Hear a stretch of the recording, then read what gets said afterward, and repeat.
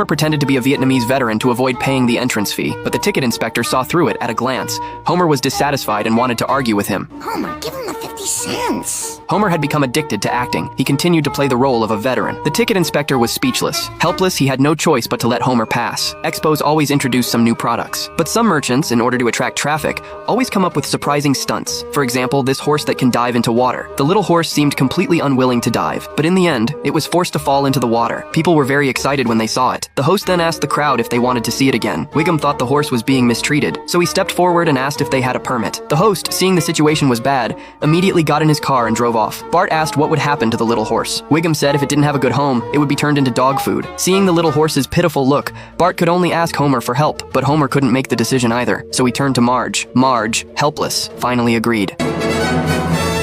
Tunnel! When they got home, Bart named the little horse Duncan. Marge calculated that the cost of keeping a horse for a week would be $500. To save money for the family, Homer decided to let the horse fend for itself. Duncan had a talent for football. He learned it quickly. But football clearly stated that horses couldn't play. Bart noticed Duncan could run really fast. Maybe they could train him to be a racehorse. To train a racehorse, you would first need a professional trainer. Homer thought he was up for the job because he could speak horse language. When the race starts, run really fast. On the day of the race, Homer brought Duncan straight to the track. As a racehorse, Duncan didn't even have horseshoes, but Homer had mysterious confidence in him. The odds were quickly released, with Duncan at 5 million to 1. Bart, however, didn't care about winning or losing. He would always love him no matter what, but the result was unexpected. Duncan didn't lose. He didn't even start. Encouraged by Bart, Duncan finally took off. He surged forward at an incredible speed, but unfortunately the race had already ended.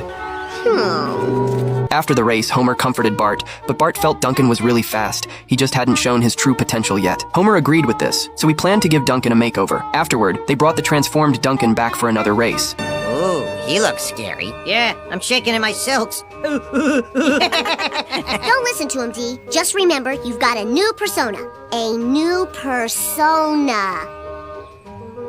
The race started, and Duncan, who was in last place, began to exert himself. He passed all the other racehorses and ultimately won the race. From then on, Duncan won every race he entered, and Homer collected many trophies. At this point, a knight invited Homer to have a beer. Homer hadn't had one in a while, so he walked in. But the next moment, he was pulled through a door. He ended up falling into a pit through a pipe. It turned out that this was the knight's territory, and they were actually a group of elves. They threatened Homer, saying that he had to lose the race, or they would eat his brain. No sooner had they finished speaking than Homer was kicked out. When Homer got home, he discussed it with Bart. Homer lied to Bart, saying Duncan was too tired. But thinking about how Duncan could live a happy life after winning the race, Homer decided they had to win. I'll deal with those murderous trolls. Huh?